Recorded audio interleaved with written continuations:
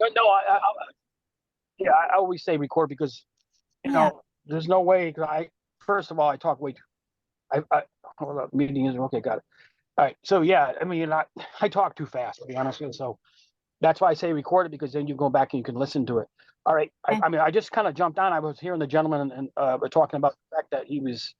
I guess he was trying to figure out why we're getting bamboozled all the time and stuff like that, right? Was that something like that?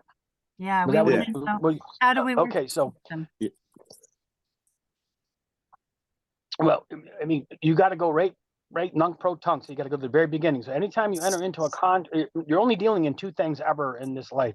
It's going to be contract law, and under what delegation of authority do they have to even bring anything or move anything against that named estate, right? And so what we're doing is we're not doing what's called we're not doing what's called qualified bankers acceptances by people that really have the ability to actually contract with us, because when you're contracting with courts and stuff like that, you're contracting with third-party debt collectors that don't have your express written or implied consent, like even under Title 15, 16, 92. So if you can just learn one thing is how to qualify that signature, that's the very first step I would recommend anybody ever do. And write this code down right here. It's very important. I would write down UCC3-402 B1. Okay. And what you just did there, UCC3-402 B1, what you're doing right there is you're separating what that organization name that they created on a certificate of live birth, that security instrument, right?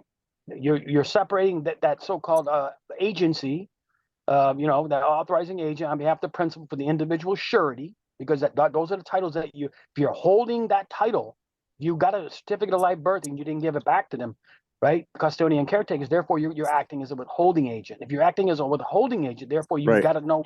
You have to know what a qualified banker's acceptance is, meaning you have to be able to qualify that signature. Here's the beautiful thing: is they never have the delegation of authority. They don't have a certificate of authority from the governor. They don't have any contracts with you. Everything is done on a presumption, assumptions, and laws. That's just how we get ourselves in trouble, because we get confused on, okay, do they have the authority over us? No, they don't.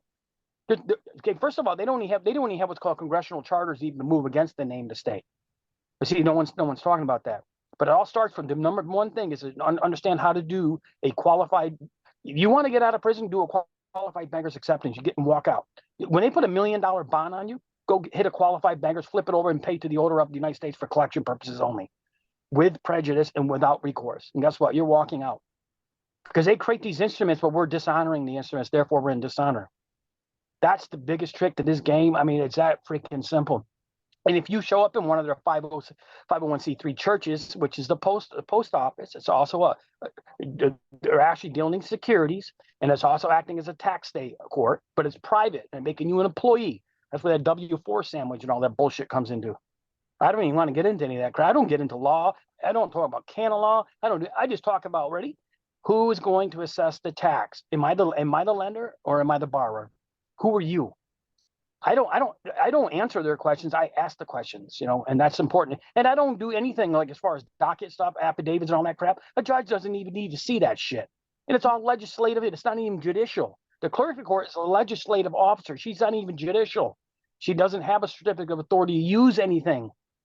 Yours, your name stuff. That's how I beat 2 felony convictions in 4 years of probation. Because what I did a financial transaction in your account, forensic audit. You pull up the SAM code, Chris codes, Cage codes, and boom, you pull up that QSIP. I got mine. It's 2.4 billion.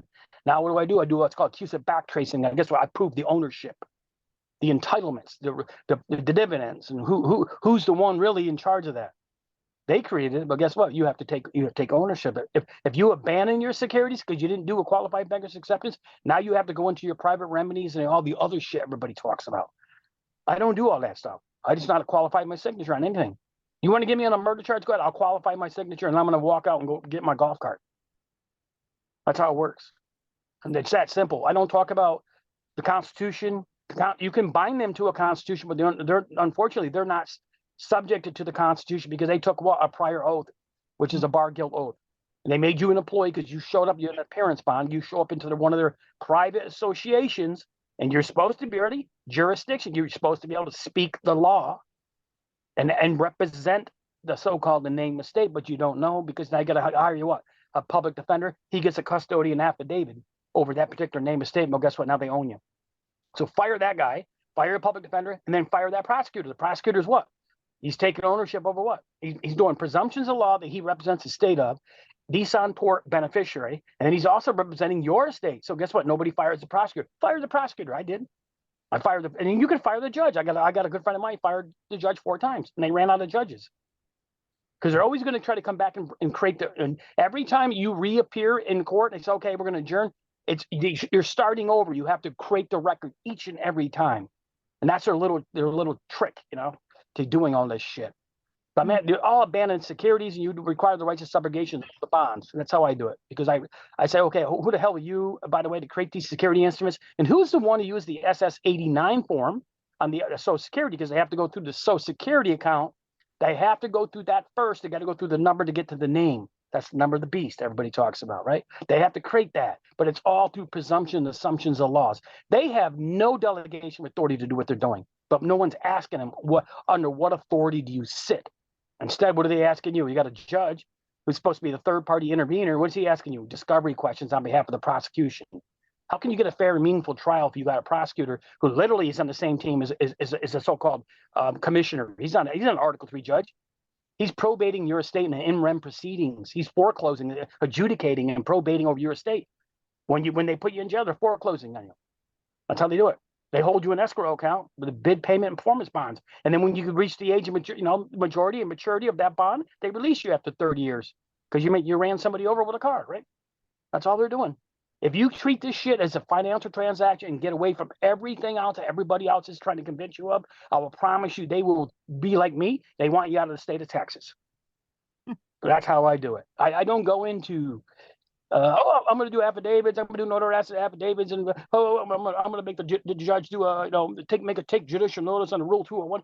Yes, you can use federal rules of procedures against these people for sure, but the problem is that you're in their courts and you have to let them know I'm not an employee. And with that, I'll take some questions or whatever. I don't want to overtalk everything, but it's simple to me. It really is, and thank God it was. That's how I got free. It is. And are you in an RV? Are you in an RV? Yes. Are you in an? What kind of is that? Is that like a Fleetwood Bounder? Yeah, it is. I'm literally in Texas in a Fleetwood Bounder right now. Ooh, I love it. Hot. I travel everywhere. That's how I do it. I just keep traveling. Huh? Texas sounds hot to be in an RV.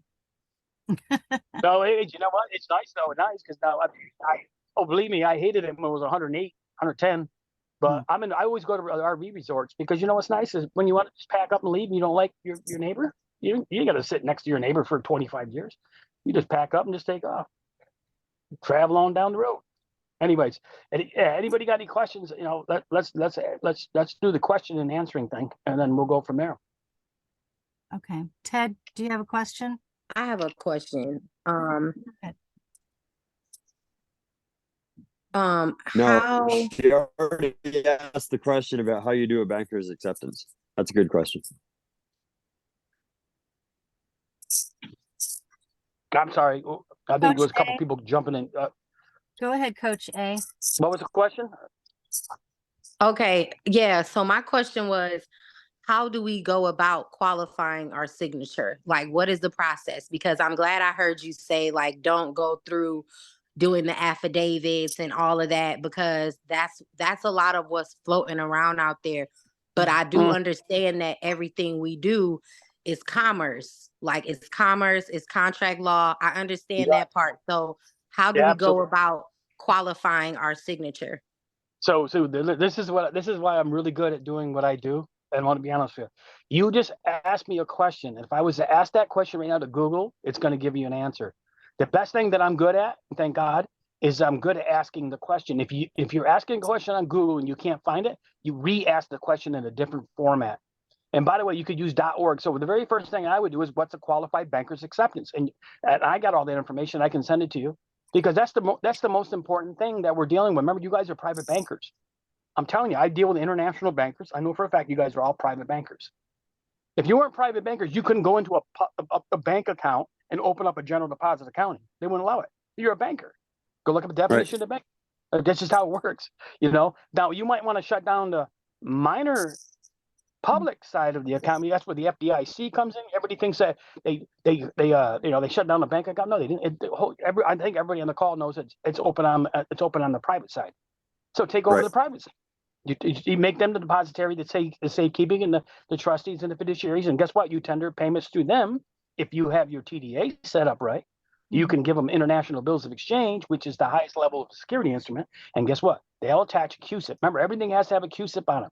A QSIP is what? It's what transfers of interest and everything. It makes it a security instrument. That's what they're doing when they attach a launch to a mortgage. They're creating a QSIP on the back of that, on that so-called letters of credit, that credit application, or that purchase order. So that's what they're doing, because you're abandoning that security by blank endorsement. You didn't flip it over and pay to the order up to the United States. They go fill out this credit application, and then it could be a promissory note, but more than likely it's going to be that's what it is with a credit application. You're not tendering payment to a private banker. You're tendering payment to a dealership, which by the way, all those vehicles already have grants and they're all paid for by you guys. You're the ones who paid for it. All you're supposed to do is give them your signature, and they're supposed to release the vehicle. You're supposed to go into any REMIC or real estate agreement, and and they're supposed to give you a check for all your proceeds, and they're supposed to give you the house. In return, what do they get? They get the signature. Why do they want that? Because they're liquidating and monetizing your signature, because they know you're doing blank endorsement. But if you qualify it, they can't do it. They literally have to give you the house and give you the check. And so what we're dealing with right now is we have people we have a real estate agreements. We have private bankers that are willing to accept that, because they realize that we're getting too smart now. And now they're starting to lose out. So if they can get a hold of a couple of us, and we can go get houses and cars and all that stuff. Yeah. Boom. All my people are doing it. People say, did you do it? No, because I'm very quiet. Because if I do all this stuff, I won't be able to talk about a lot of this stuff. They already got me like trying to sign NDAs and all kinds of shit. I just don't do it. I'm very comfortable. I just help people get out of jail, and I do everything. That's what I do. Now I help other people go get their cars and their houses, and that's my life. Right now I'm actually going to be doing my first international bill of exchange, because out of demand for other people to go and get some properties where they can live on it. So that's how I'm okay. Let's do it. But I had to be careful, because of the fact that I put myself in harm's way versus other people. When you're dealing with judges and stuff, and and you could foreclose on a judge, and I could do an Article 9 on the judge, and I go get his bond and put a lien on Article 9, and if he keeps fucking around, I just seize his assets. Now I'll put a warrant against the judge. What I just do, I did what's called merger and extinct. I just collapsed his trust. Now I own all his assets. Why do you think a judge puts a warrant against your assets? Because he wants to collapse all your shit and take it from you. That's banking. That's all in Title 12 USC 411. You are the power. If you guys knew how much freaking power you have, they would be so afraid of you. I got people that shut down sheriff department, that actually shut down a prison, because they wouldn't listen to people. Some of the people I hang out with. I don't recommend that, because they have to move, and they got to keep moving around, kind of like me a little bit. I wouldn't recommend Elvis, that. You got to come in honor and don't be so hot. Yeah. All right. So Coach A had asked about how to qualify the signature. Was it turn it around and pay to the order of the United States, and that's it? No. Okay, so first of all, I don't want to tell you how to do it. I'm going to tell you anyway, but I want you to go look it up and learn it. Okay. Okay. Look, 402. Don't ever listen to anything. Don't ever listen to anything that anybody tells you. This is why the people in this community are so far off. Go look up what I'm saying and then learn it for yourself. Because guess what? Now you can stand on it. Look up a qualified banker's acceptance. You're gonna find it. Oh, okay. Okay, because don't trust me like everything I'm saying. Because if you do that, you'll fall for anything, right? Well, right. I mean, that's what happened to me. I got burnt so many times, and I lost my house because of that shit. No, but a qualified banker's acceptance is you have to accept it. Right, you do acceptance on the front, and you also have to look under what's called the Duty Stamp Act of 1863, because if you're doing that stuff, you got to literally put a stamp on there to do what? To transfer the tax, because that's why a lot of people's instruments don't go. And there's a brand new department. There's a brand new department in the United States Treasury, and I'm going to send it to you, and I want you guys to go for the enforcement. A lot of people let's say you were making an attempt to do a negotiable instrument, and all of a sudden they're not accepting it, right, and stuff like that. Yes. There's a brand new department that will literally come in and speak on your behalf now. The shit is changing. That's where you're in the SAR and all that other crap. Right? Yeah. So I've got that brand new department in the United States Treasury that anybody doesn't want to know about. I'm going to send it to you, and it tells you step by step what to do. If you tendered an instrument, let's say to an indentured trustee or whatever, if you trying to get a car, if you're not set up on the private side with the private banking, your TD account, that's the private side. If you're on the public side, you're going to tender a negotiable instrument, maybe to a indentured trustee, let's say Mercedes, and I got all their information. I got all their deeds of trust. I got everything. I'll give it to you, even real estate, all that crap. Okay, so you got to find those people, because those people are the trustees according to their deeds of trust, their K8, K10 reports. They have to file SEC filings. You can't operate outside of government fortitude and say, oh yeah, I don't need to accept this instrument. Well, guess what? You do. You have to disqualify the instrument, and you better tell me the elements where it was disqualified and where it was deficient, and you need to put it in writing. Mm-hmm. But see, a lot of people, they don't register the instrument. When they don't register it, they steal it. It's that simple. Okay. How do you register it? Well, you're going to find out. First of all, you're going to find out always you have to register it with their comptrollers.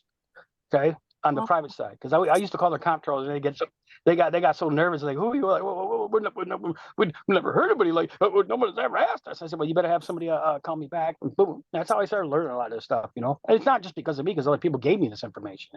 But that's it, because I know everybody's complaining about how they steal their instruments. Yeah. Right. And then, so what I'm going to send you is exactly how to recover the instrument. That's what I'm going to give you. Cool. And that's what we all need, because Yes. the more people that are out there actually recovering these abandoned. See, we're abandoning these securities, and we really, all we're doing is strengthening them. We can't do that. We have to break them a little bit, and we have to let them know, hey, hold up a second. You're dealing with we the people, ordained and established that particular irrevocable trust called the Constitution for you, not for us. That Constitution is not for me or you, and a lot of people don't get that. I don't have Fourth Amendment rights. I don't have First Amendment rights. I have God-given sovereignty rights. I'm an international sovereign. I walk with higher than diplomatic immunity. I'm an ambassador for Christ. That Constitution right there was a contract written by we the people for them, government, to control them, to redress your government. Now, if you want to be part of that Constitution, well, you could be federal. You could have been in the military. You could raise your right hand. I do hereby accept and acknowledge and blah, blah, blah. But most people run around talking about, I got Second Amendment rights. You got Second Amendment rights. You got God-given rights. That's how I got all my guns back. I went back and got all what's called restoration of rights. I had two felonies. I had two felony convictions. Not just felony convictions and 4 years of probation. Walked right back in and got my ARs, my 45. Walked right in, and boom, pull all my guns out and stuck them right in my car, right in front of all those bitches. You know what? They're like, holy fuck, who the hell is this guy? Yeah, I didn't quiver. I didn't. Boom, boom. Because I know what? I'm the king. You're the king. You're the queen. You're whatever you want to be. You're the emperor. You're empress. Whatever you want to be. But guess what? You're not them. They're the ones. All these public servants, they work for you. They're supposed to in the public trust. Problem is, they got so used to like railroading people, taking your houses, taking your cars, taking your children, and taking your money, jumping into your bank accounts, freezing your assets. Well, let's just turn around. We just do it to them. They keep fucking around and put a warrant on arrest for Article 9. We have 9 minutes left on Okay. this particular Zoom. If we get cut off, we can go back on the same link, but I think it takes 10 minutes. Nevertheless, Coach A was asking about the eviction. How can she stop the eviction? Okay, so look at, if you're in an eviction, you really is like almost in a mortgage. Like, so you have to do like an estoppel order. You got to give them like a notice to cease and desist. But you also, like, if you're in, there's groups out there literally will show you how to pay the rents and everything, so you don't have to be evicted. Oh, Now, evictions is not my big strong point. It's not something I study with, but I know for a fact that there's groups out there that literally will discharge that debt. So if you're being evicted, remember, everything is a debt. So all you got to do is discharge. So yeah, now I do know if I can find that group, whoever that person is getting evicted. You also could go to my guy. Okay, he is the parliamentarian and the chairman of the board. He could stop the eviction too. I could do it too. I just don't have all the time to do all that for every individual. That's why I say do Zoom. Let me just speak, try to motivate people. They can learn something from me, and hopefully they can gather some kind of information. One piece of the puzzle maybe they were missing. That's what the problem is. Everybody has a piece of the puzzle that's missing. So as far as the eviction goes, remember, you're dealing with a tenant and landlord situation, just like you are in a mortgage. You're a tenant and landlord situation. So guess what? All she has to do is create controversy. That's all she's got to do is you got to create a controversy. When you create a controversy, they can't evict you. Like billing error That's how it or works. something? Like You billing. could do a billing error, opt-out option. Yeah, you could also even do like arbitration, believe it or not. Remember, arbitration is something we always have the ability to go into. Every contract you ever have, it should say on the back of it, their deed of trust is going to say opt-out, billing errors, and arbitration. Oh, okay. That's what it does, because you have to. If you don't say there's a controversy, billing error here, guess what? They're going to keep moving forward with you, Right. which is how it goes. You know, I know that because I lost my house this way, and they always do it in what's called the in rem proceedings too. By the way. If you look up a case called Scott versus McNeil, they're putting all of us into what's called they're probating our estates in an in rem proceeding. Scott versus McNeil, 1909. You want to learn something? Bang. That should be like, okay, now I see what they're doing against us. All right, got it. Whether you're a decedent or you're that of the living, if you didn't change your nationality or ethnicity, it has nothing to do with it. But they're probating your estate because that's why he's wearing black or she's wearing black. Acting as the father of, and they're coming in, they're foreclosing and adjudicating over you because they have to bring you into in rem proceedings before they can move against you. Everybody in jail right now is in rem proceeding. That's it. Okay, and it looks like That's how they another work. question from T Solar wanted to know how to discharge their car note. Okay, so discharge your card notes is really kind of fairly simple, actually, believe it or not. Very first thing you want to do is get a hold of your car note, right? And then what you're going to do is you want to prove who the lender is and who the borrower is, right? And then easier way, believe it or not, is just to go ahead and tender a payment. So let's say that the car was worth, because you abandoned that security. I don't know his level or their level of understanding is the fact that you agreed to that mortgage debt pledge, which is you're basically giving away your security for it. Now what you can do is you can go into like a private remedy procedures if you want to, and you get what's called a default summary judgment on that, and then now you could literally go after. But why not go into this is how I like to do it. Let's go into find out who the borrower and lender is. How about if we pull a QSIP on that particular car note and then we go in and we say we're the lender. We bring them into arbitration. That's one way. Or you go ahead and tender a payment and just get rid of the debt. Get rid of the debt. Do an international bill exchange. Get rid of the debt. Remember, they're acting as a third-party debt collector over that so-called debt pledge that you gave away. It's the state and gift taxes. That's what they get us under. I really haven't done a lot of that car stuff. I mean, the evidence would be a QSIP number. How do we find out about the QSIP number, and where do we look for that QSIP number? Oh, I've got the people for that. We could actually do QSIP backtracing too. Remember, if you guys create this into a financial transaction and you prove you're the lender, you win every time. If you go into the Constitution and all that other bullshit, you lose. That's just how it goes. I'm telling you, that's why I won. What we about want to create what's called a tax stay event. What about Title 26, 7701? It says that the U.S. citizen is the lender. It says it right there on that line. Well, okay, well, check it out. So go check it out. Well, if you are a U.S. citizen, you do have remedies in that. But guess what? I'm not a United States citizen. No, I'm not either. You can only charge a United States citizen. Does the United States citizen have the ability to discharge that? Absolutely, because you're holding title. See, it depends on who are you. Who are you? I'm not that lifelong surety that they need me to be so desperately. They need me to be the guardian or the lifelong surety. That if they cannot create that situation that joinder, then guess what? It sucks to be them. That means that guess what? They're the one responsible. Yeah, they're the one responsible for the debt because they created it. Right. They created debt. Well, guess what? Unbeknownst to you, which by the way, we can prove it in a forensic audit and find out that guess what? That's tax evasion, security frauds, and identity theft. And now I'm going to give you the new organization that goes after these people. It's not just 3949A anymore with the IRS. Now we got a brand new organization, is what I'm trying to tell you, that goes after these people. I'll send it to you. Cool. Now you're going to win. Win? What did Charlie, what's his name say? Win, win, win. Winner, winner, Charlie Sheen. That's how we're going to do it. And they know it because they know there's too many of us now. That is exactly what's happening. Remember, everything is a charge and a discharge. Depending on whatever hat you're wearing.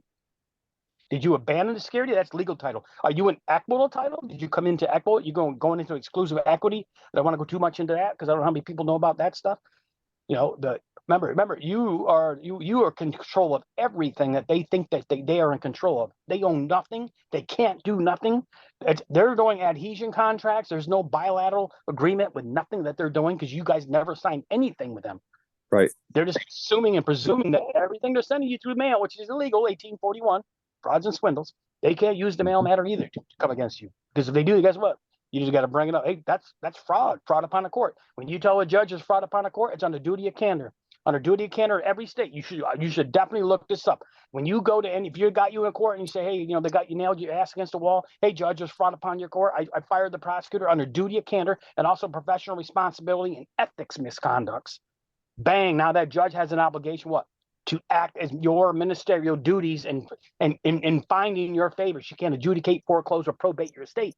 Because guess what? Now we go to the chief district judge and we file a fucking claim from the judicial misconduct and prosecutorial misconduct. You're going to win every time. Every time. They don't want you to go against their bonds. That's the last thing they don't want anybody making a claim for judicial or prosecutorial misconduct. When you tell them it's fraud upon the court, that's how simple this shit is. Fraud upon your court, judge. So I want to let you know on it before the record, and you have to say it on it before the record. You don't do an affidavit. That judge don't have to see it. You go right in front of that. They want to bring you before it, like you're in chains. You say, judge, on it before the record, and point of clarification. There's fraud upon your court under duty of candor. Now you look at your duty of candor laws. I happen to know a bunch of them from different states. Now guess what? That judge is in trouble. I'm telling you, she's in trouble because she will be removed from the bench. Now she's practicing license without really a law, and you just warned her of the fraud upon her court. They don't want that on their record. Every judge wants to move higher and higher and higher. That's their goal. You just literally stole her career when you said fraud upon your court. You go in there, you act like a belligerent and screaming out, no, hey judge, on it before the record, point of clarification.